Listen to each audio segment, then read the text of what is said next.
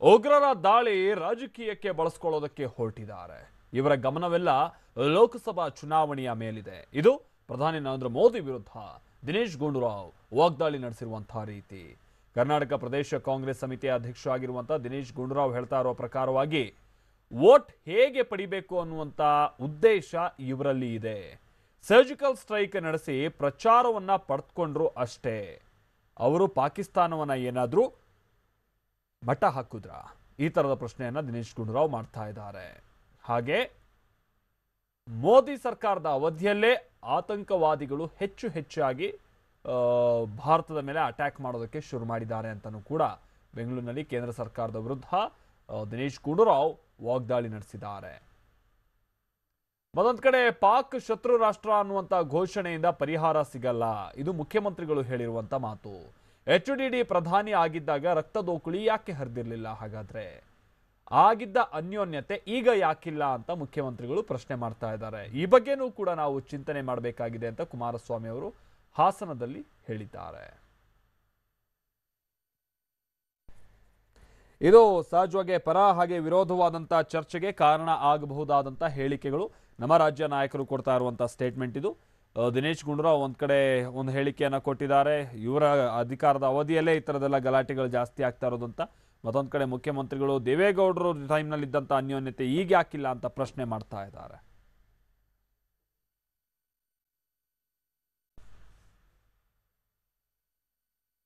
ಹಾಗಾದ್ರೆ ದಿನೇಶ್ ಗುಂಡೂರಾವ್ ಜೊತೆಗೆ HD ಕುಮಾರಸ್ವಾಮಿ ಅವರು ಈ ಗಲಾಟೆ ಜೊತೆಗೆ ಈಗ ಆಗ್ತಾ ಇರುವಂತ ಬೆಳವಣಿಗೆಗಳಿಗೆ ಸಂಬಂಧಪಟ್ಟಂತೆ ಏನ್ ಹೇಳ್ತಾ ಇದ್ದಾರೆ ನೋಡೋಣ ಬನ್ನಿ. ಸರ್ಜಿಕಲ್ ಸ್ಟ್ರೈಕ್ ಅಂತ ಮಾಡೋದು ಎಷ್ಟು ಪ್ರಚಾರ ತಗೊಂಡ್ರು. ಸುಮಾರು ಜನರಿಗೆ ಗೊತ್ತೇ ಇಲ್ಲ. UPA ಸರ್ಕಾರ ಇದ್ದಾಗ 4 ಸರ್ಜಿಕಲ್ ಸ್ಟ್ರೈಕ್ ಮಾಡಿದ್ದಾರೆ. ಅದೇ ಪ್ರಚಾರಕ್ಕೆ ಹೋಗಿರಲಿಲ್ಲ. ಯಾಕಂತ ಹೇಳಿದ್ರೆ ಗೌಪ್ಯವಾಗಿ ಯಾವ ರೀತಿಯಾಗಿ ಮಾಡಬೇಕು ಆ ರೀತಿ ಮಾಡಿದರು. ಇವರು ಪ್ರಚಾರಕ್ಕೆ ತೊಗೊಳಕ್ಕೆ ಹೋಗಿ ಏನು ಮತ್ತೆ ಎಲ್ಲ ನಿಂತೋಯ್ತಾ? ಈಗ ಸರ್ಜಿಕಲ್ ಸ್ಟ್ರೈಕ್ ಆಗಿದ ತಕ್ಷಣ ಏನು ಪಾಕಿಸ್ತಾನ ಮಟ್ಟ ಹಾಕ್ಬಿಟ್ರು ಅಂತ ಹೇಳಿದ್ರು. ಡಿಮಾನಿಟೈಸ್ ಮಾಡಿದ ತಕ್ಷಣ ಎಲ್ಲ ಉಗ್ರವಾದಿಗಳನ್ನ ಮಟ್ಟ ಹಾಕಿದ್ರು ಅಂತ ನರೇಂದ್ರ ಮೋದಿ ಹೇಳಿದ್ರು. ಎಲ್ಲಾಗಿದೆ. ಇನ್ಫ್ಯಾಕ್ಟ್ ಇವ್ರ ಕಾಲದಲ್ಲಿ ಇನ್ನೂ ಹೆಚ್ಚಾಗಿದೆ. ನಾವು ಹೆಚ್ಚು ಕಡಿಮೆ ಅದು ನಾವು ವಾದ ಮಾಡಬೇಕಾಗಿಲ್ಲ. ಇದನ್ನು ಹೇಗೆ ಎದುರಿಸ್ಬೇಕು? ಒಂದಾಗಿ ಎದುರಿಸ್ಬೇಕು ತಾನೆ. ಅದನ್ನು ಸ್ವಾರ್ಥಕ್ಕೋಸ್ಕರ ಬಳಕೆ ಮಾಡೋಕ್ಕೆ ಶುರು ಮಾಡ್ದೇ ಆವಾಗ ರಾಜಕೀಯದ ಒಂದು ವ್ಯತ್ಯಾಸಗಳು ಬರ್ತಕ್ಕಂಥದ್ದು. ಎಲ್ಲರೂ ಕೂಡ ಕರೆಸಿ ಕೂತು ಮಾತನಾಡಿ ಇದನ್ನು ಯಾವ ರೀತಿಯಾಗಿ ನಾವು ಎದುರಿಸ್ಬೇಕು ಅಂತ ಚರ್ಚೆ ಮಾಡಿ ಆ ರೀತಿಯಾಗಿ ಒಂದು ಕೆಲಸ ಮಾಡಿದ್ರೆ ಎಲ್ಲರೂ ಕೂಡ ಅವ್ರ ಜೊತೆ ನಿಲ್ತೀವಿ. ನಾವು ದೇಶ ಬಂದಾಗ ನಾವೆಲ್ಲರೂ ಒಂದಾಗಬೇಕು. ಈಗ ಯಾವ ಘೋಷಣೆ ಮಾಡೋದ್ರಿಂದ ಸಮಸ್ಯೆ ಪರಿಹಾರ ದೊರಕಲ್ಲ. ಬಹುಶಃ ಮೊನ್ನೆ ದೇವೇಗೌಡರು ಹೇಳ್ತಾ ಇದ್ರು, ಅವರು 10 ತಿಂಗಳು ಪ್ರಧಾನಮಂತ್ರಿ ಇದ್ದಾಗ ಯಾವುದೇ ಈ ರೀತಿಯ ಒಂದು ರಕ್ತದ ಓಕಳಿಯ ಆಟ, ಸೈನಿಕರ ಈ ರೀತಿಯ ಹತ್ಯೆ ನಡೆದಂಥ ಘಟನೆಗಳು ನಡೀಲಿಲ್ಲ. ಯಾತಕ್ಕೆ ನಡೀಲಿಲ್ಲ? ಯಾವ ಕಾರಣಕ್ಕೋಸ್ಕರವಾಗಿ ಒಂದು ಅನ್ಯೋನ್ಯತೆ ಇತ್ತು. ಈಗ ಯಾತಕ್ಕೆ ಈ ರೀತಿ ಪ್ರಾರಂಭ ಆಗಿದೆ?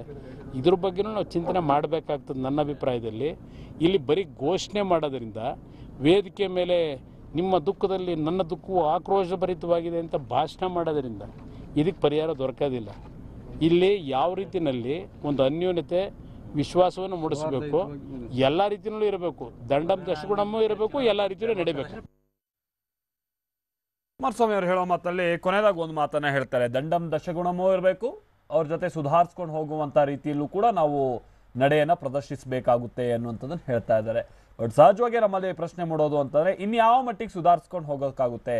ಮಾಡಬಹುದಾದಂಥ ಎಲ್ಲ ರೀತಿಯಾದಂಥ ಪ್ರಯತ್ನಗಳನ್ನು ಕೂಡ ಮಾಡಿ ಆಯಿತು. ಪಾಕಿಸ್ತಾನಕ್ಕೆ ಹೋಗಿ ಕಾಫಿ ಕುಡ್ಕೊಂಡು ಬಂದಿದ್ದೂ ಆಯಿತು ಪ್ರಧಾನಿಯವರು. ಆದರೂ ಕೂಡ ಅವರಿಗೊಂದು ನಿಷ್ಠೆ ಇಲ್ಲ, ನಮ್ಮ ಅಕ್ಕಪಕ್ಕದವರು ಅನ್ನುವಂಥ ಒಂದು ಸ್ನೇಹ ಭಾವನೆ ಇಲ್ಲ ಅಂತ ಅಂದರೆ ಇನ್ನು ಹೇಗೆ ಕುಮಾರಸ್ವಾಮಿ ಅವರು ಹೇಳಿದಾಗೆ ಅನ್ಯೋನ್ಯತೆ ಇನ್ನು ಹೇಗೆ ಸಾಧಿಸೋದಕ್ಕೆ ಸಾಧ್ಯ? ಈ ಥರದೊಂದಷ್ಟು ಪ್ರಶ್ನೆಗಳು ಉದ್ಭವ ಆಗುತ್ತೆ. ಬಟ್ ಈ ಪ್ರಶ್ನೆಗಳಿಗೆ ಉತ್ತರ ಯಾರಲ್ಲೂ ಇಲ್ಲ. ನೀವು ಹೀಗೆ ಮಾಡಿ ಹಾಗೆ ಮಾಡಿ ಅನ್ನುವಂಥದ್ದು ಹೇಳ್ತಾ ಹೊರ್ತಾರೆ ಹೊರತು ಅನ್ಯೋನ್ಯತೆ ಅನ್ನುವಂಥದ್ದು ಏನಾದರೂ ನಾವು ಮಾತುಕತೆ ಸುಧಾರಿಸೋಣ, ಶಾಂತಿ ಸಂಬಂಧ ಅನ್ನುವಂಥದ್ದು ಏನಾದರೂ ಬೆಳೆಸೋಕೆ ಹೋದರೆ ಇನ್ನು ಯಾವ ಮಟ್ಟಿಗೆ ತಲೆ ಮೇಲೆ ಕೂರ್ಬೋದು ಅವರು ಅನ್ನುವಂಥದ್ದೇ ಈಗಿರುವಂಥ ಭಯ. ಇಷ್ಟಾಗಿಯೇ ಇಷ್ಟೊಂದು ಪ್ರತಿರೋಧವನ್ನು ಒಡ್ಡಿನೇ ಈ ಮಟ್ಟಿಗಿನ ಸಮಸ್ಯೆಯನ್ನು ತಂದಿಡ್ತಾ ಇರುವಂಥ ಈ ಆತಂಕವಾದಿಗಳು, ಜೊತೆಗೆ ಅವರನ್ನು ಪೋಷಿಸ್ತಾ ಇರುವಂಥ ಪಾಕಿಸ್ತಾನ, ಇನ್ನು ಕಂಪ್ಲೀಟಾಗಿ ನಾವೇನಾದರೂ ಬೆಂಡಾಗಿಬಿಟ್ರೆ ಬಾಗಿಬಿಟ್ರೆ ಇನ್ನೇನು ಕತೆ ಅನ್ನುವಂಥ ಒಂದು ಸಹಜವಾದಂಥ ಆತಂಕ ಇದೆ. ಬಟ್ ಅದೆಲ್ಲವನ್ನ ಮೀರಿ ರಾಜತಾಂತ್ರಿಕವಾಗಿ ಈ ಸಮಸ್ಯೆಯನ್ನು ಬಗೆಹರಿಸ್ಕೊಳ್ಳೋಕೆ ಖಂಡಿತವಾಗಿಯೂ ಈ ಸಂದರ್ಭದಲ್ಲೂ ಕೂಡ ಏನಾದರೂ ಅವಕಾಶಗಳಿದ್ರೆ ಖಂಡಿತವಾಗಿಯೂ ಅದನ್ನು ಮುಕ್ತವಾಗಿ ಹಂಚ್ಕೊಳ್ಳೋದಕ್ಕೆ ಅವಕಾಶನೂ ಇದೆ. ಮೊನ್ನೆ ಸರ್ವಪಕ್ಷಗಳ ಸಭೆಯೂ ಕೂಡ ಆಯಿತು. ಆ ಸಭೆಯ ಸಂದರ್ಭದಲ್ಲೂ ಕೂಡ ಆಯಾ ನಾಯಕರು ಒಂದಷ್ಟು ತಮ್ಮ ಅಭಿಪ್ರಾಯಗಳನ್ನೆಲ್ಲ ಹಂಚ್ಕೊಂಡಿದ್ದಾರೆ. ಅದನ್ನು ಹೊರತುಪಡಿಸಿ ಈ ಸಮಸ್ಯೆಗೆ ಶಾಶ್ವತವಾದಂಥ ಪರಿಹಾರ ಏನು ಅನ್ನುವಂಥ ಪ್ರಶ್ನೆ ಬಂದಂಥ ಸಂದರ್ಭದಲ್ಲಿ ಬಹುತೇಕ ಪಕ್ಷಗಳು ಆಡಳಿತ ಮಾಡಿ ಹೋಗಿದೆ, ಅಥವಾ ಬಹುತೇಕ ಪಕ್ಷಗಳ ಬೆಂಬಲಿತ ಇರುವಂಥ ರಾಷ್ಟ್ರೀಯ ಪಕ್ಷಗಳು ಆಡಳಿತ ಮಾಡಿ ಹೋಗಿವೆ. ಆ ಟೈಮ್ನಲ್ಲಿ ಎಲ್ಲೂ ಕೂಡ ಸಾಧ್ಯ ಆಗದೆ ಇರೋದು ಈಗ ಹಾಗಾದರೆ ಸಮನ್ವಯತೆ, ಶಾಂತಿ, ಸಂಬಂಧ ಇದ್ರ ಮುಖಾಂತರ ಹೇಗೆ ಸಾಧ್ಯ ಆಗುತ್ತೆ ಅನ್ನುವಂಥದ್ದೇ ಈಗಿರುವಂಥ ಪ್ರಶ್ನೆ. ಆದರೆ ಭಾಳ ದುಡುಕಿನ ನಿರ್ಧಾರವನ್ನಂತೂ ಪಾಕಿಸ್ತಾನ ಬೆಂಬಲಿತ ಉಗ್ರರು ಪಾಕಿಸ್ತಾನದ ಬ್ಯಾಕಪ್ ಅಲ್ಲೇ ತೆಗೆದುಕೊಂಡಿದ್ದಾರೆ ಅನ್ನೋದು ಭಾಳ ಸ್ಪಷ್ಟವಾಗಿ ಗೊತ್ತಾಗ್ತಾ ಇದೆ. ಆದರೆ ಅದಕ್ಕೆ ತಕ್ಕದಾದಂಥ ಪಾಠವನ್ನು ಅವರು ಕಲೀಲೇಬೇಕಾದಂಥ ಅನಿವಾರ್ಯತೆಯೂ ಕೂಡ ಇದೆ ಈ ಸಂದರ್ಭದಲ್ಲಿ, ಅಥವಾ ಪಾಠ ಕಲಿಸಬೇಕಾದಂಥ ಅನಿವಾರ್ಯತೆಯೇ ಇದೆ. ಅದು ಹೇಗೆ ಅನ್ನುವಂಥದ್ದೇ ಈಗಿನ ಪ್ರಶ್ನೆ. ಆದರೆ ದುಡುಕಿನ ನಿರ್ಧಾರವನ್ನು ತೆಗೆದುಕೊಂಡು ಮತ್ತಷ್ಟು ಅನಾಹುತಗಳನ್ನು ಸೃಷ್ಟಿಸೋದಕ್ಕಿಂತ ಪಾಕಿಸ್ತಾನ ಯಾವತ್ತೂ ಕೂಡ ಇನ್ನು ಭಾರತದ ಸುದ್ದಿಗೆ ಬರದೇ ಇರುವಂತಹ ಮಟ್ಟಿಗಿನ ಒಂದಷ್ಟು ರಾಜತಾಂತ್ರಿಕವಾದಂಥದ್ದು ಆಗಿರ್ಬೋದು, ಕುಮಾರಸ್ವಾಮಿ ಅವರು ಹೇಳಿದಾಗೆ ದಂಡಂ ದಶಗುಣಮೂ ಆಗಿರ್ಬೋದು, ಆ ಥರದ ಹೊಡೆತ ಏನು ಕೊಡೋದಕ್ಕೆ ಸಾಧ್ಯ ಅನ್ನುವಂಥದ್ದೇ ಈಗಿರುವಂಥ ಪ್ರಶ್ನೆ. ಅದ್ರ ವಿಚಾರವಾಗಿ ಕೇಂದ್ರ ಸ್ವಲ್ಪ ಯೋಚನೆ ಮಾಡಬೇಕಾದಂಥ ಅನಿವಾರ್ಯತೆ ಇದೆ. ಹಾಗೆ ಇದೇ ಸಂದರ್ಭವನ್ನು ಬಳಸ್ಕೊಂಡು ರಾಜಕೀಯ ಮಾಡೋದು, ಅಥವಾ ಅವ್ರು ರಾಜಕೀಯ ಮಾಡ್ತಾ ಇದ್ದಾರೆ ಈ ಥರದ ಆರೋಪ ಪ್ರತ್ಯಾರೋಪನೋ, ಇದನ್ನೆಲ್ಲ ಸ್ವಲ್ಪ ಬಾಯಿ ಮುಚ್ಕೊಂಡಿರಬೇಕಾದಂಥ ಅನಿವಾರ್ಯತೆಯೂ ಕೂಡ ಇದೆ. ಯಾಕಂತಂದರೆ ಇಂಥ ಸಂದರ್ಭದಲ್ಲಿ ದೇಶ ಒಗ್ಗಟ್ಟನ್ನು ಪ್ರದರ್ಶಿಸಬೇಕಾದಂಥ ಸಂದರ್ಭ ಇದು. ಇಂಥ ಟೈಮ್ನಲ್ಲಿ ಅವ್ರು ರಾಜಕೀಯವಾಗಿ ಬಳಸ್ಕೊಳ್ತಾ ಇದ್ದಾರೆ. ಸರ್ಜಿಕಲ್ ಸ್ಟ್ರೈಕ್ ನಾವು ಮಾಡಿದ್ವಿ, ನಾವು ಯಾವ ಥರ ಅದನ್ನು ಪ್ರಚಾರಕ್ಕೋಸ್ಕರ ಬಳಸ್ಕೊಂಡ್ವಾ, ಅವ್ರು ಬಳಸ್ಕೊಳ್ಳೋದು ಸರಿನಾ, ಈ ಥರದ್ದೆಲ್ಲ ಪ್ರಶ್ನೆ ಮಾಡೋದು ಕೂಡ ಈ ಸಂದರ್ಭದಲ್ಲಿ ಬಹಳ ಸಮಂಜಸ ಅಲ್ಲ ಅಂತ ಸಹಜವಾಗಿ ಅನಿಸುತ್ತೆ. ಈ ಕಾರಣಕ್ಕಾಗಿನೋ ಏನೋ ಮನೆ ಇವರ ರಾಷ್ಟ್ರೀಯ ನಾಯಕರು, ಇನ್ಫ್ಯಾಕ್ಟ್ ರಾಹುಲ್ ಗಾಂಧಿ ಅವರು ಕೂಡ ನಾವು ಗಮನಿಸಿದ್ವಿ, ಮಾಜಿ ಪ್ರಧಾನಿಯಾಗಿರುವಂಥ ಮನಮೋಹನ್ ಸಿಂಗ್ ಅವರ ಜೊತೆಗೆ ಕುಳಿತು ಕೇಂದ್ರ ಸರ್ಕಾರ ತೆಗೆದುಕೊಳ್ಳುವಂಥ ಪ್ರತಿ ನಿರ್ಧಾರಕ್ಕೂ ಕೂಡ ನಮ್ಮ ಸಹಮತ ಇದೆ ಎನ್ನುವಂಥ ಒಂದು ನೈತಿಕವಾದಂಥ ಬೆಂಬಲವನ್ನು ಘೋಷಣೆ ಮಾಡಿದ್ರಲ್ಲ, ಆ ಥರದ ಪ್ರಬುದ್ಧತೆಯ ಮಾತುಗಳು, ನಿರ್ಧಾರಗಳು ಹೊರಬರಬೇಕಿದೆ, ಅಟ್ಲೀಸ್ಟ್ ಸ್ವಲ್ಪ ದಿನಗಳ ಮಟ್ಟಿಗಾದರೂ.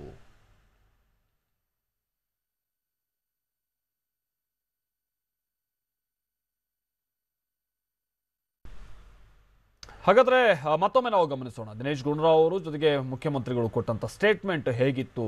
ಇದು ಒಂದ್ ರೀತಿ ಒಗ್ಗಟ್ಟನ್ನೆಲ್ಲ ಒಡೆಯೋ ರೀತಿಯಾಗಿದೆಯಾ, ಅಥವಾ ನಿಜಕ್ಕೂ ವಾಸ್ತವ ಸ್ಥಿತಿ ಹೇಳಿದಾರ ಅವರು? ಏನ್ ಕತೆ ಮತ್ತೊಮ್ಮೆ ನೋಡ್ಕೊಂಬೋಣ ಬನ್ನಿ. ಸರ್ಜಿಕಲ್ ಸ್ಟ್ರೈಕ್ ಅಂತ ಮಾಡೋದು ಎಷ್ಟು ಪ್ರಚಾರ ತಗೊಂಡ್ರು, ಸುಮಾರು ಜನರಿಗೆ ಗೊತ್ತೇ ಇಲ್ಲ. UPA ಸರ್ಕಾರ ಇದ್ದಾಗ 4 ಸರ್ಜಿಕಲ್ ಸ್ಟ್ರೈಕ್ ಮಾಡಿದ್ದಾರೆ. ಅದೇ ಪ್ರಚಾರಕ್ಕೆ ಹೋಗಿರಲಿಲ್ಲ. ಯಾಕಂತ ಹೇಳಿದ್ರೆ ಗೌಪ್ಯವಾಗಿ ಯಾವ ರೀತಿಯಾಗಿ ಮಾಡಬೇಕು ಆ ರೀತಿ ಮಾಡಿದರು. ಇವರು ಪ್ರಚಾರಕ್ಕೆ ತೊಗೊಳಕ್ಕೆ ಹೋಗಿ ಏನು ಮತ್ತೆ ಎಲ್ಲ ನಿಂತೋಯ್ತಾ? ಈಗ ಸರ್ಜಿಕಲ್ ಸ್ಟ್ರೈಕ್ ಆಗಿದ ತಕ್ಷಣ ಏನು ಪಾಕಿಸ್ತಾನ ಮಟ್ಟ ಹಾಕ್ಬಿಟ್ರು ಅಂತ ಹೇಳಿದ್ರು. ಡಿಮಾನಿಟೈಸ್ ಮಾಡಿದ ತಕ್ಷಣ ಎಲ್ಲ ಉಗ್ರವಾದಿಗಳನ್ನ ಮಟ್ಟ ಹಾಕಿದ್ರು ಅಂತ ನರೇಂದ್ರ ಮೋದಿ ಹೇಳಿದ್ರು. ಎಲ್ಲ ಆಗಿದೆ. ಇನ್ಫ್ಯಾಕ್ಟ್ ಇವ್ರ ಕಾಲದಲ್ಲಿ ಇನ್ನೂ ಹೆಚ್ಚಾಗಿದೆ. ನಾವು ಹೆಚ್ಚು ಕಡಿಮೆ ಅದು ನಾವು ವಾದ ಮಾಡಬೇಕಾಗಿಲ್ಲ. ಇದನ್ನು ಹೇಗೆ ಎದುರಿಸ್ಬೇಕು? ಒಂದಾಗಿ ಎದುರಿಸ್ಬೇಕು ತಾನೇ. ಅದನ್ನು ಸ್ವಾರ್ಥಕ್ಕೋಸ್ಕರ ಬಳಕೆ ಮಾಡೋಕ್ಕೆ ಶುರು ಮಾಡ್ದೇ ಆವಾಗ ರಾಜಕೀಯದ ಒಂದು ವ್ಯತ್ಯಾಸಗಳು ಬರ್ತಕ್ಕಂಥದ್ದು. ಎಲ್ಲರೂ ಕೂಡ ಕರೆಸಿ ಕೂತು ಮಾತನಾಡಿ ಇದನ್ನು ಯಾವ ರೀತಿಯಾಗಿ ನಾವು ಎದುರಿಸ್ಬೇಕು ಅಂತ ಚರ್ಚೆ ಮಾಡಿ ಆ ರೀತಿಯಾಗಿ ಒಂದು ಕೆಲಸ ಮಾಡಿದ್ರೆ ಎಲ್ಲರೂ ಕೂಡ ಅವ್ರ ಜೊತೆ ನಿಲ್ತೀವಿ. ನಾವು ದೇಶ ಬಂದಾಗ ನಾವೆಲ್ಲರೂ ಒಂದಾಗಬೇಕು. ಈಗ ಯಾವ ಘೋಷಣೆ ಮಾಡೋದ್ರಿಂದ ಸಮಸ್ಯೆ ಪರಿಹಾರ ದೊರಕಲ್ಲ. ಬಹುಶಃ ಮೊನ್ನೆ ದೇವೇಗೌಡರು ಹೇಳ್ತಾ ಇದ್ರು, ಅವರು 10 ತಿಂಗಳು ಪ್ರಧಾನಮಂತ್ರಿ ಇದ್ದಾಗ ಯಾವುದೇ ಈ ರೀತಿಯ ಒಂದು ರಕ್ತದ ಓಕಳಿಯ ಆಟ, ಸೈನಿಕರ ಈ ರೀತಿಯ ಹತ್ಯೆ ನಡೆದಂಥ ಘಟನೆಗಳು ನಡೀಲಿಲ್ಲ. ಯಾತಕ್ಕೆ ನಡೀಲಿಲ್ಲ? ಯಾವ ಕಾರಣಕ್ಕೋಸ್ಕರವಾಗಿ ಒಂದು ಅನ್ಯೋನ್ಯತೆ ಇತ್ತು. ಈಗ ಯಾತಕ್ಕೆ ಈ ರೀತಿ ಪ್ರಾರಂಭ ಆಗಿದೆ? ಇದ್ರ ಬಗ್ಗೆನೂ ನಾವು ಚಿಂತನೆ ಮಾಡಬೇಕಾಗ್ತದೆ. ನನ್ನ ಅಭಿಪ್ರಾಯದಲ್ಲಿ ಇಲ್ಲಿ ಬರೀ ಘೋಷಣೆ ಮಾಡೋದ್ರಿಂದ, ವೇದಿಕೆ ಮೇಲೆ ನಿಮ್ಮ ದುಃಖದಲ್ಲಿ ನನ್ನ ದುಃಖವು ಆಕ್ರೋಶಭರಿತವಾಗಿದೆ ಅಂತ ಭಾಷಣ ಮಾಡೋದ್ರಿಂದ ಇದಕ್ಕೆ ಪರಿಹಾರ ದೊರಕೋದಿಲ್ಲ. ಇಲ್ಲಿ ಯಾವ ರೀತಿಯಲ್ಲಿ ಒಂದು ಅನ್ಯೋನ್ಯತೆ, ವಿಶ್ವಾಸವನ್ನು ಮೂಡಿಸಬೇಕು, ಎಲ್ಲ ರೀತಿಯಲ್ಲೂ ಇರಬೇಕು, ದಂಡಂ ದಶಗುಣಮೂ ಇರಬೇಕು, ಎಲ್ಲ ರೀತಿಯಲ್ಲೂ ನಡೀಬೇಕು. ಸೊ ಇದು ಕಾಂಗ್ರೆಸ್ ಹಾಗೆ JDS ನಾಯಕರು ತಮ್ಮ ಅಭಿಪ್ರಾಯವನ್ನು ವ್ಯಕ್ತಪಡಿಸ್ತಾ ಇರುವಂತಹ ರೀತಿ. ನಮ್ಮ ಜೊತೆಗೆ ಈ ಬಗ್ಗೆ ಮಾತಾಡಲಿಕ್ಕೆ ಬಿಜೆಪಿ ಮುಖಂಡರಾಗಿರುವಂತಹ ಗೋ ಮಧುಸೂದನ್ ಅವರು ಸಂಪರ್ಕದಲ್ಲಿದ್ದಾರೆ. ಗೋ ಮಧುಸೂದನ್ ಅವರೇ, ಹೇಗೆ ಈ ತರದ ಸ್ಟೇಟ್ಮೆಂಟ್ಗಳನ್ನೆಲ್ಲ ಬಿಜೆಪಿ ಇಲ್ಲಿ ಗಮನಿಸ್ತಾ ಇದೆ ಅಂತ ಹೇಳಿ, ಅಥವಾ ರಾಜಕೀಯವಾಗಿ ಏನಾದ್ರು ಕೆಸರರ ಚಾಟ ಆರಂಭ ಆಗುವಂತ ಲಕ್ಷಣಗಳ ಇದು ಏನ್ ಕತೆ? ಯಾಕಂದ್ರೆ ಮೊನ್ನೆ ಎಲ್ಲ ಒಗ್ಗಟ್ಟು ಪ್ರದರ್ಶನ ಅನ್ನೋ ಒಂದು ಮಾತು ಬಂತು. ಈಗೇನಿದು ಈ ಕಡೆಗೆ ಈ ದಿಕ್ಕಲ್ಲಿ ಹೋಗ್ತಾ ಇದೆಯಲ್ಲ ಅಂತ ನೋಡಿ. ಈ ಮಾತುಗಳನ್ನ ಏನು ಆಡಕ್ ಹೊರಟಿದ್ದಾರೆ ಇವರು, ಮೋದಿಯ ವಿರುದ್ಧ ಇನ್ನೇನೂ ಸಿಗಲಿಲ್ಲ ಮಾತನಾಡ್ಲಿಕ್ಕೆ. ಇಲ್ಲಿ ತನಕ ರಫೇಲ್ ಹಗರಣ ಅಂತಂದ್ರು. CAG ರಿಪೋರ್ಟ್ ಬಂದಾಯ್ತು, ಸುಪ್ರೀಂ ಕೋರ್ಟ್ ಹೇಳಾಯ್ತು, ಎಲ್ಲ ಕಡೆ ಮಾನ ಮರ್ಯಾದೆ ಹೋಯ್ತು. ಅವರು ಇನ್ನೇನು ಉಳಿದಿಲ್ಲ. 5 ವರ್ಷಗಳ ಮೋದಿ ಆಡಳಿತದ ಬಗ್ಗೆ ಮಾತನಾಡ್ಲಿಕ್ಕೆ ಯಾವ ಸಂಗತಿಯೂ ಸಿಗ್ತಾ ಇಲ್ಲ.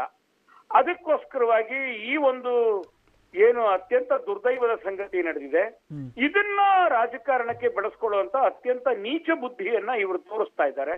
ಯಾವ ಸಮಯದಲ್ಲಿ ಇಡೀ ದೇಶ ಒಂದಾಗಿರ್ಬೇಕಾಗಿತ್ತು ಆ ಸಮಯದಲ್ಲಿ ಇವರು ಇಂಥ ಕೆಲಸವನ್ನ ಮಾಡ್ತಾ ಇದ್ದಾರೆ. ಇದು ಖಂಡಿತ ಖಂಡನೀಯ ಅಂತ ನನಗನ್ಸುತ್ತೆ. ಈಗ ಬರೀ ಅವರು ನಮ್ಮ ಶತ್ರು ರಾಷ್ಟ್ರ ಅನ್ನುವಂಥ ಘೋಷಣೆನೋ ಅಥವಾ ನಮ್ಮ ಅದು ಮಿತ್ರ ರಾಷ್ಟ್ರ ಅನ್ನುವಂಥ ಪಟ್ಟಿಯಿಂದ ಹೊರಗಿಡೋದು ಇಂಥದ್ರ ಮುಖಾಂತರ ಸಾಧ್ಯ ಇಲ್ಲ ಅನ್ನುವಂಥದ್ದನ್ನ ಕುಮಾರಸ್ವಾಮಿ ಅವರು ಹೇಳ್ತಾ ಇದ್ದನ್ನ ನೋಡಿದ್ವಿ. ಇದು ನೋಡಿ, ಒಂದು ಪ್ರಶ್ನೆ ಇರುವಂತದ್ದು, ಇದು ರಾಜತಾಂತ್ರಿಕವಾದಂತ ಸಂಗತಿ. ಹೌದು, ರಾಜತಾಂತ್ರಿಕವಾದಂತ ಸಂಗತಿಗಳನ್ನು ಮಾಡಬೇಕು. ಇಲ್ಲಿ ತನಕ ಇವ್ರ ಕೈಯಲ್ಲಿ ರಾಜತಾಂತ್ರಿಕವಾದಂತದ್ದು ಯಾವ ಸಂಗತಿಗಳನ್ನು ಮಾಡಕ್ಕಾಗಿರ್ಲಿಲ್ಲ. ಇವತ್ತು ನೋಡಿ, ಇವತ್ತು ಇರಾನ್ ನಮ್ ಜೊತೆ ಇದೆ, ಇವತ್ತು ಅಫ್ಘಾನಿಸ್ತಾನ ನಮ್ ಜೊತೆ ಇದೆ, ಇವತ್ತು ರಷ್ಯಾ ನಮ್ ಜೊತೆ ಇದೆ, ಅಮೆರಿಕ ನಮ್ ಜೊತೆ ಇದೆ, ಇಷ್ಟೆಲ್ಲಾ ದೇಶಗಳು ನಮ್ ಜೊತೆ ಇದೆ.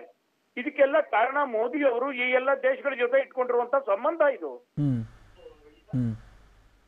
ಇವ್ರಿಗೆ ಯಾವ ಸಂಗತಿಗಳು ಬೇಕಾಗಿಲ್ಲ. ಬರೀ ಎಲ್ಲ ಕೆಸರಿನ ರಾಜಕಾರಣವನ್ನೇ ಮೈಗೆಲ್ಲ ಮೆಚ್ಚಿಕೊಂಡು ಆಡ್ತಾ ಇದ್ದಾರೆ. ಅದೇ ಸಂಗತಿಯನ್ನ ಮುಂದುವರಿಸಿದ್ದಾರೆ ಇವರು. ಹಾಗೆ ನೋಡಕ್ ಹೋಯ್ತು ಅಂತಂದ್ರೆ ಇವರು ಯಾರ ಜೊತೆ ನಿಂತ್ಕೊಂಡವ್ರು? ಫರೂಕ್ ಅಬ್ದುಲ್ಲಾ ಜೊತೆ ನಿಂತ್ಕೊಂಡಂತವ್ರು. ಫರೂಕ್ ಅಬ್ದುಲ್ಲಾ ಏನಂತ ಹೇಳಿದ್ರು? ಬರೀ ಉಗ್ರವಾದಿಗಳ ಪರವಾಗಿ ನಿಂತಂತವ್ರು ಇವರೆಲ್ಲಾನು.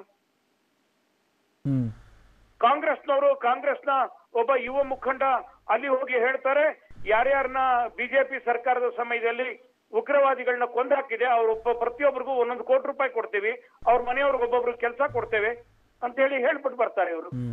1 ಕೋಟಿ ರೂಪಾಯಿ ಅವರು ಉಗ್ರವಾದಿಗಳನ್ನ ಯಾರ್ಯಾರು ಕೊಂದಿದ್ದಾರೆ ಆ ಉಗ್ರವಾದಿಗಳ ಮನೆಯವ್ರಿಗೆ 1 ಕೋಟಿ ರೂಪಾಯಿ ಕೂಡ ಆಗಿತ್ತು ಅಂದ್ರೆ ಸೈನಿಕರು ಯಾಕಿರ್ಬೇಕು ಈ ದೇಶದಲ್ಲಿ? ಸೈನ್ಯ ಯಾಕಿರ್ಬೇಕು ಈ ದೇಶದಲ್ಲಿ?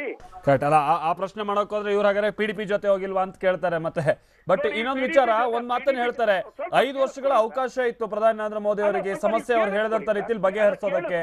5 ವರ್ಷದಲ್ಲಿ ಯಾಕಾಗಿಲ್ಲ ಅಂತ ಪ್ರಶ್ನೆ ಮಾಡ್ತಾರೆ ಗೋಮತ್ ಸುಧನ್ ಅವರೇ. PDP ಜೊತೆ ಹೋಗಿದ್ರೆ ಏನ್ ಮಾಡ್ತಾ ಇದ್ರು? ಇದೇ PDPನವರು ಮತ್ತೆ ಇದೇ ನ್ಯಾಷನಲ್ ಕಾನ್ಫರೆನ್ಸ್ ಅವರು ಇಬ್ರು ಸೇರಿ ಅವತ್ತು ಸರ್ಕಾರ ಮಾಡಿರೋರು, ಇಬ್ರು ದೇಶದ್ರೋಹಿಗಳೇ ಸೇರಿ ಸರ್ಕಾರ ಮಾಡೋರು. ಅವ್ರನ್ನೆಲ್ಲಾರು ಒಂದ್ ಕಡೆ ಒಂದು ಚೆಕ್ ಮಾಡಬೇಕು ಅನ್ನೋ ಕಾರಣಕ್ಕೋಸ್ಕರವಾಗಿ ನಾವು ಮೊದಲ ಬಾರಿಗೆ ಒಂದು ಅವಕಾಶ ಸಿಕ್ಕಿದೆ, ಒಂದು ರಾಷ್ಟ್ರೀಯ ಪಕ್ಷಕ್ಕೆ ಒಂದು ಅವಕಾಶ ಸಿಕ್ಕಿದೆ ಅಂತ ಅನ್ನೋ ಕಾರಣಕ್ಕೋಸ್ಕರವಾಗಿ ನಾವು ಪ್ರಯತ್ನ ಪಟ್ವಿ.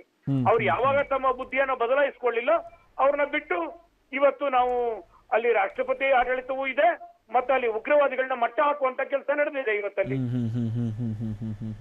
ಇನ್ನೊಂದು ವಿಚಾರ, 5 ವರ್ಷ ಸಾಕಾಗಿಲ್ವಾ ಹಾಗಾದ್ರೆ ಪ್ರಧಾನಿ ನರೇಂದ್ರ ಮೋದಿ ಅವರಿಗೆ? ಅವ್ರು ಏನ್ ಸಮಸ್ಯೆಗೆ ಹಾಗಾದ್ರೆ ಇಲ್ಲಿ ಪರಿಹಾರ ಕಂಡುಕೊಂಡ್ರು ಅಂತ ಒಂದು ಪ್ರಶ್ನೆ ಬರುತ್ತೆ. ಮಾಡಕ್ಕಾಗತ್ತಾ? 60 ವರ್ಷ ಉಗ್ರವಾದಿಗಳಿಗೆ ಇವ್ರು ಬಿರಿಯಾನಿ ತಿನ್ನಿಸ್ಕೊಂಡ್ ಬಂದಿದ್ದಾರೆ. ಈಗ ತಟ್ಟೆ ಬಿಡು ಅಂದ್ರೆ ಹೆಂಗ್ ಬಿಡ್ತಾರ ಅವರು ಅಲ್ವಾ? ಮೊದಲ ಬಾರಿಗೆ ಉಗ್ರವಾದಿಗಳ ಪರ ಇದ್ದಂತ ವ್ಯಕ್ತಿಗಳಿಗೆ ಕೊಟ್ಟಿದ್ದಂತ ಸರ್ಕಾರದ ಸವಲತ್ತುಗಳನ್ನ ಕಟ್ ಮಾಡಲಾಗಿದೆ. ಅವ್ರಿಗೆ ಕೊಟ್ಟಿದ್ದಂತ ಸೆಕ್ಯೂರಿಟಿ ವಾಪಸ್ ತೆಗೆದುಕೊಳ್ಳಲಾಗಿದೆ. ಹುರಿಯತ್ ಕಾನ್ಫರೆನ್ಸ್ ನವರೇನೆ ಪಾಕಿಸ್ತಾನದಿಂದ ದುಡ್ಡು ತೆಗೆದುಕೋತಾ ಇದ್ದವರು ಎಲ್ಲ ವಿಷಯಗಳನ್ನ ಈಚೆ ತಂದವ್ರು ಯಾರು?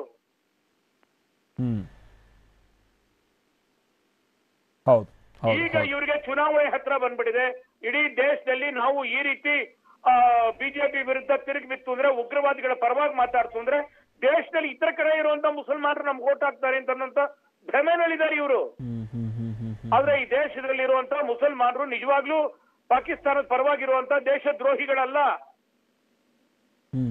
ಇವ್ರಿಗೆ ಈ ಚುನಾವಣೆ ನಂತರದಲ್ಲಿ ಬುದ್ಧಿ ಗೊತ್ತಾಗುತ್ತೆ ಏನು ಅಂತ ಹೇಳಿ. ಥ್ಯಾಂಕ್ ಯು ಗೋಮತ್ ಸುಧನ್ ಅವರೇ, ಥ್ಯಾಂಕ್ ಯು TV9 ಜೊತೆ ಮಾತನಾಡಿದ್ದಕ್ಕೆ.